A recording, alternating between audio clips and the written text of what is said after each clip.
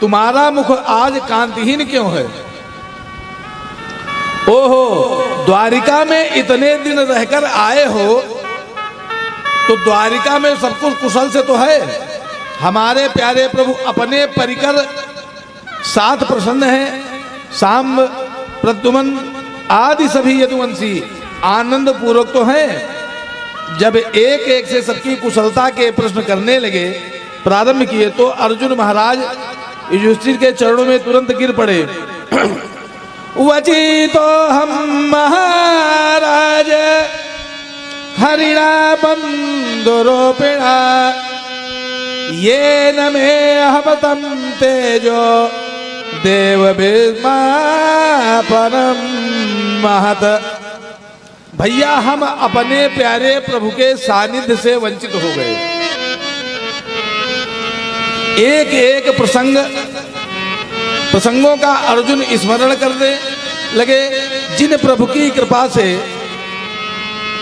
मैंने खांडव वन का दहन किया, युद्ध में भोलेनाथ को भी संतुष्ट किया, जिन्होंने दुर्वासा मुनि के उग्र शाप से अक्षय पात्र का एक दल पाकर विश्वात्माओं को तृप्त करके हमारे प्राणों की रक्षा की, स्वयंवर में जिनकी कृपा से मैंने द्रौपदी का वरण किया, आज उन्हीं प्रभु के परम धाम जाने के बाद मैं अर्जुन वही मां प्रभु मेरे साथ नहीं तो महाभारत का विजेता अर्जुन आज भीलों से भी युद्ध में पराजित हो गया।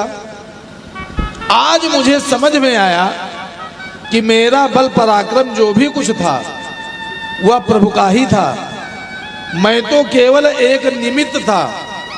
यदुवंश के संहार का जब पूरा प्रसंग अर्जुन ने विस्तार पूर्वक सुनाया तो कुंती मैया ने जब ये सुना कि गोविंद की लीला सम्मरण करके परम धाम गए, तो गोविंद के चरणों का चिंतन करते हुए ध्यानस्थ होकर एक ही क्षण में कुंती मैया ने अपना शरीर त्याग दिया।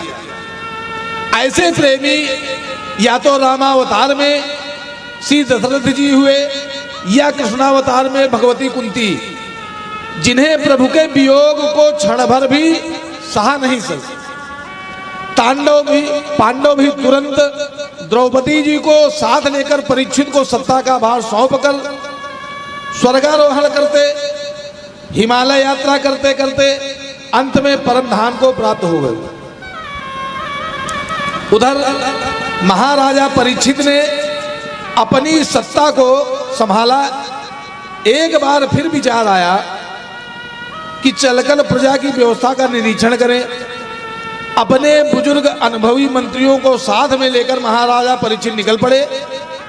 भ्रमण करते करते सर्वत्र अपने पूर्वजों की प्रशंसा सुनने को मिली, परंतु एक जगह बड़ा अटपटा दृश्य देखा कि एक गाय बछड़े आंसू बहाते रोते जा रहे हैं और एक निर्दयी दुष्ट उनके पीछे पड़ा हुआ है। दोनों अपने सुख दुख की बातें एक दूसरे को सुना रहे हैं और बछड़ा कहता है कि माँ, शायद आप इसीलिए रो रही हैं कि मेरे 3 पैर टूट गए, अथवा इसलिए रो रही हैं कि प्रभु हमें छोड़कर चले गए। इन दोनों के संवाद को परीक्षित ने सुना। क्रोध में नेत्र से अंगारे बरसाने लगे। मुझ परीक्षित के राज्य में गौमाता पर इतना बड़ा अत्याचार हो रहा है। अरे, जिन गायों की रक्षा के लिए प्रभु गोपाल बनकर वन वन विचरण किए, उनके परम धाम जाते ही मेरी गायों पर इतना अत्याचार। प्रभु का नाम ही जिन गायों के द्वारा गोविंद और गोपाल पड़ा, उन्हीं की गायों पर अत्याचार होने लगा। हाथ में तलवार ले महाराज परीक्षित दौड़ पड़े। हे गौ माता, अब आपको रोने की आवश्यकता नहीं है। प्रभु परम धाम गए तो क्या हुआ, अभी परीक्षित जीवित है। मारो धीरम भद्रम ते खरानाम महिषा तरती। क्रुद्ध हुए महाराजा परीक्षित जैसे ही आगे बढ़े, उस दुष्ट को दंड देना चाहते थे कि वह दीनवत सरलम गतः मुकुट उतारकर चरणों में गिर गया। त्राहिमाम त्राहिमाम, महाराज रक्षा करे। शरणागत की रक्षा करना छात्र धर्म है। ये जानकर महाराज परीक्षित ने खड्ग को म्यान में कर लिया और कहा, हे गोमाता, आप कौन हैं?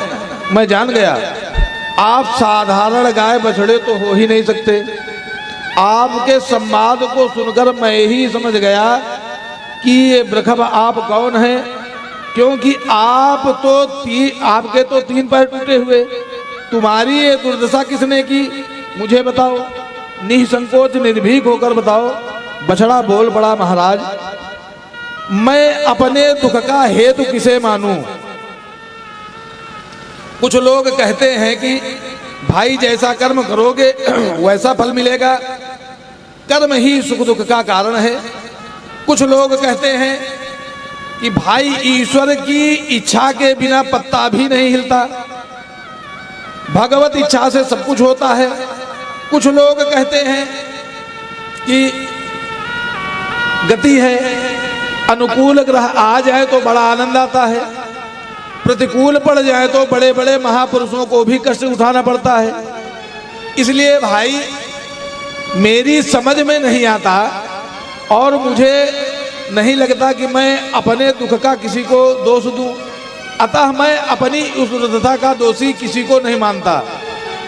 महाराज परीक्षित बोले, बस मैं पहचान गया, आप साक्षात धर्म हैं, क्योंकि पापी को तो पाप का फल मिलता ही है, लेकिन पापी के पाप की चर्चा करने वाला भी पाप का भागीदार हो जाता है। इसलिए आपने किसी के दोष की चर्चा अपने मुख से नहीं की। आप साक्षात धर्म हैं और ये गौ माता साक्षात धरणी, जिनका भार उतारने के लिए प्रभु आए थे, पर अब लीला संवरण करके परम धाम चले गए, इसलिए उनके वियोग में दुखी हैं। पर ये धूर्त कौन है जो तुम दोनों के पीछे पड़ा है? ये समझ में नहीं आया। क्यों भाई, तेरा परिचय? चरणों में गिरकर बोला, सरकार मैं कलयुग हूं। तो परीक्षित बोले, अच्छा तो तू कलयुग है, मेरे राज्य की सीमा में प्रवेश करने का दुस्साहस कैसे हुआ तुझे? कलयुग बोला, सरकार ये बताइए कहां आपका राज्य नहीं है? इस सप्तद्वीप वसुंधरा पर एक छत्र राज आपका ही साम्राज्य है, जाऊं तो कहां? सब जगह आप धनुष बाण लिए दिखाई पड़ते हैं। शरण में आ गया हूं महाराज, जो स्थान बता देंगे वहीं रह जाऊंगा। महाराज परीक्षित बोले, अच्छा ये बताओ तुम्हारे अंदर गुण कितने हैं और दोष कितने हैं?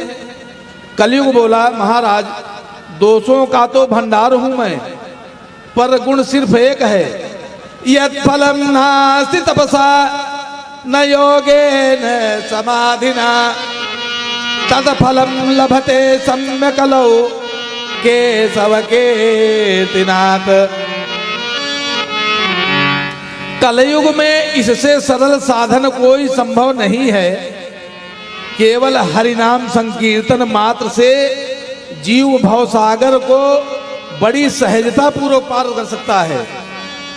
इस गुण पर महाराज परीक्षित प्रसन्न हो गए और बोले, भाई गुण तुम्हारा बड़ा अच्छा लगा, बड़ा ही दिव्य है, जीवों को इससे सरल साधन कोई मिल नहीं सकता। अन्य गुणों में तो कितनी तपस्या करनी पड़ती है, यज्ञ करने पड़ते हैं और भी बहुत सारे बड़े बड़े साधन करने पड़ते हैं।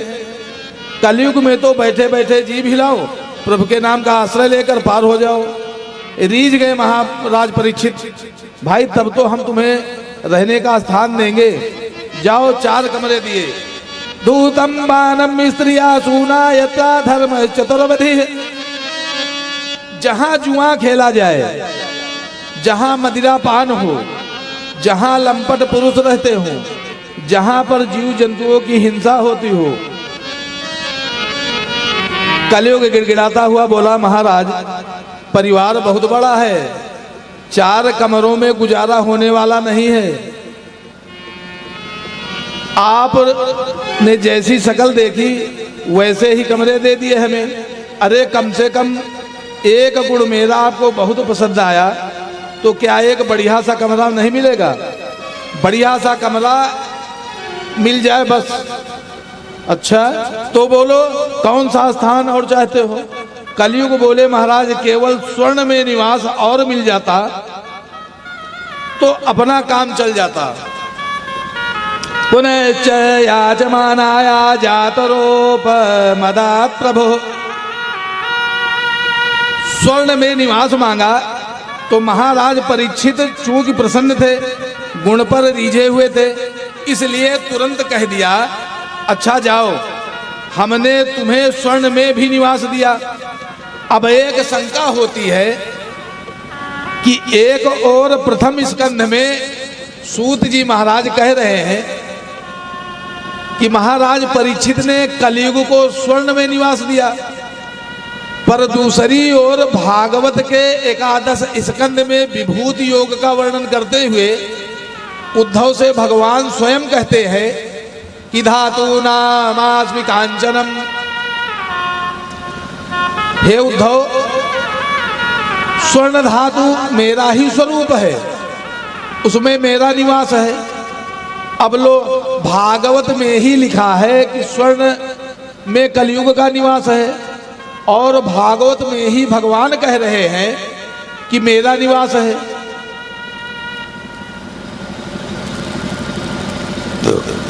तो अब किसका निवास माने? इसका समाधान यह है कि ईमानदारी से प्राप्त किए हुए स्वर्ण में भगवान का निवास है। और कुछ लोगों ने कहा सरकार ईमानदारी से तो कम ही लोग हैं जो सोना पहन पाते हैं, कृपया कुछ और संशोधन कीजिए। तो गोस्वामी तुलसीदास जी महाराज ने रामचरितमानस में एक संकेत दे रहे हैं कि संसार में कोई वस्तु है ही नहीं जिसमें दोष न हो। जड़ चेतन गुण दोष में विश्व की न करतार। भोजन करते हैं तो अन्न में दोष, वस्त्र पहनते हैं तो वस्त्र में दोष, हर वस्तु सदोष है। परंतु जो वस्तु भगवान को निवेदित कर दी जाए वह निर्दोष हो जाती है। अन्न में दोष है पर ठाकुर जी का भोग लग जाए तो वह प्रसाद बन जाता है, फिर अन्न नहीं रह जाता, भगवत प्रसादी हो जाता है, उसका सारा दोष दूर हो जाता है। इसलिए जो भी वस्तु संसार की ग्रहण करो उसे भगवान को समर्पित करो, फिर ग्रहण करो। भोजन करना है तो पहले भोग लगाकर, वस्त्र पहनना है तो ठाकुर जी को पहनाकर, ऐसे ही अलंकार पहनना है तो ठाकुर जी को पहनाकर, तो स्वर्ण दोष नष्ट हो जाता है। पहले ठाकुर जी को पहना दो और ठाकुर जी का प्रसाद बनाकर आप धारण कर लो। ऐसा करने पर उसमें फिर साक्षात प्रभु का वास हो जाएगा। अतः भगवान का प्रसाद बनाकर ही वस्तु को ग्रहण करना चाहिए। तुम्हें निवेदित भोजन करही, प्रभु प्रसाद पट भूषण धरही। एक दिन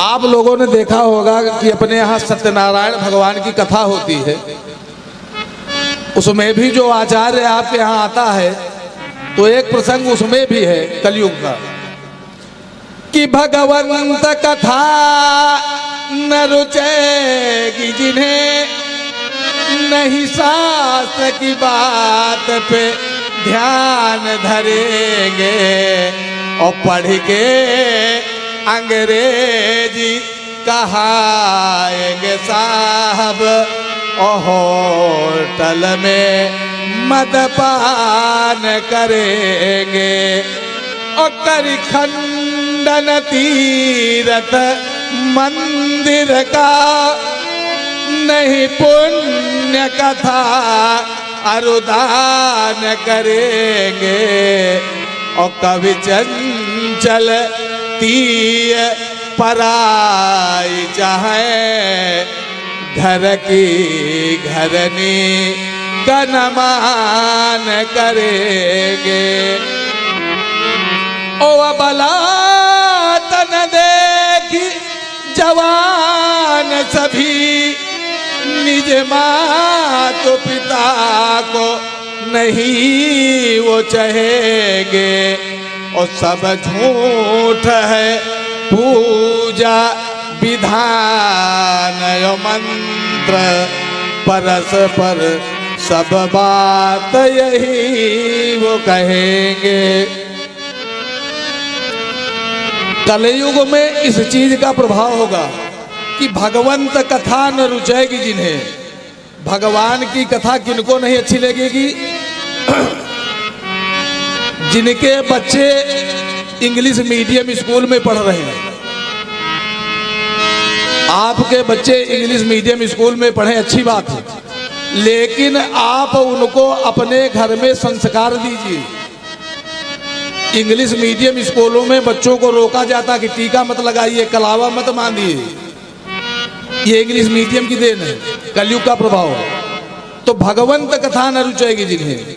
भगवान की कथा उनको नहीं अच्छी लगेगी जिनके बच्चे इंग्लिश मीडियम में पढ़ रहे हैं, नहीं शास्त्र की बात पे ध्यान धरेंगे, शास्त्र की बातों को कतई वो मानेंगे नहीं।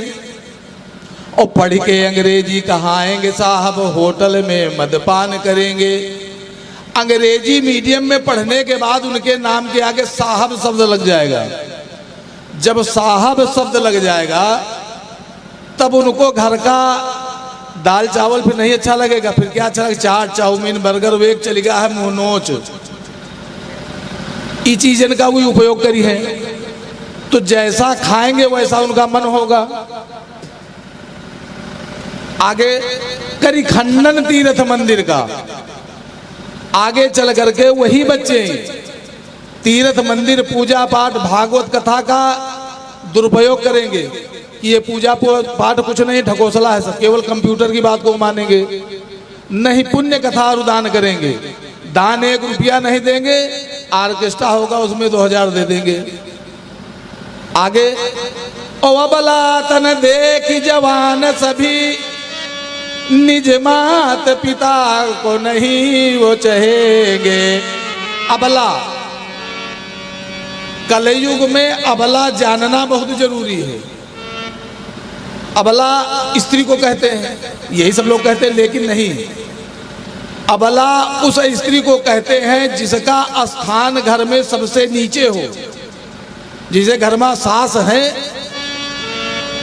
तो बहुरिया अगर है तो वही का अबला कहा जाए, लेकिन कौने घर में, जौने घर में पितृपक्ष माना जात हो वही माँ। पितृपक्ष अपने यहाँ 365 दिन में 15 दिन यही ले बात है कि सबसे बड़ा स्थान पितृपक्ष का है, और पितृ के ही लिए ये भी कथा हो रही है।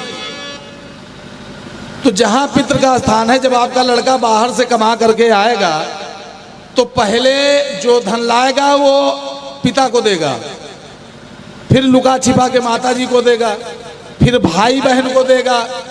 उसके बाद जब देने के बाद जब स्त्री को मौका मिलता है अपने पति से मिलने के लिए, तब वो अपने पति से कहती है कि जो सबको देने के बाद बचा हो तो अबला, तो उसे कहते हैं अबला। लेकिन अब अबला तो कहूँ है नहीं ना, तो सब सबला हो गई। सबला कैसे हो गई? आप अपने लड़का के शादी कही दे हो, शादी हुई के बहुरिया घर में आपके आई, वह पतिका लेके परदेश चली गए। सवेरे से आपका लड़का चला गया नौकरी पर, शाम को जब घर आवा तो आपके दरवाजे घंटी बजाई, और घंटी बजाने के बाद जैसे ही स्त्री दरवाजे पर पहुंची, गेट खोला तो महिला ने आदमी का कॉलर पकड़ा और भीतर खींचा और कहा किसी को देने की जरूरत नहीं, जो लाया है सबला। तब वो हो गई सबला। तो कहने का मतलब यह है कि कलयुग इस तरह हावी होगा, कलयुग से आपको बचना है। तो भोजन करते हैं तो एक दिन महाराज परीक्षित स्वर्ण मंडित मुकुट धारण करके शिकार खेलने के निकल पड़े, तो दिग्भ्रमित हो गए। भूख और उस प्यास से पीड़ित होकर महर्षि वाल्मीकि की कुटिया में पहुंच गए। बाहर खड़े होकर खूब आवाज दी पर कोई प्रत्युत्तर नहीं आया। कुटिया के भीतर महाराज परीक्षित ने जाकर देखा तो समीक मुनि समाधिस्थ बैठे हुए थे। राजा को भ्रम हो गया, रखा समाधि हो विश्व, इसकी ये झूठी समाधि है, ये मेरा शब्द सुन रहा है पर आंख बंद करके इसलिए बैठा है ताकि राजा के चक्कर में कौन पड़े, अपने आप चिल्लाकर चला जाएगा। अरे राजा ईश्वर का अंश होता है,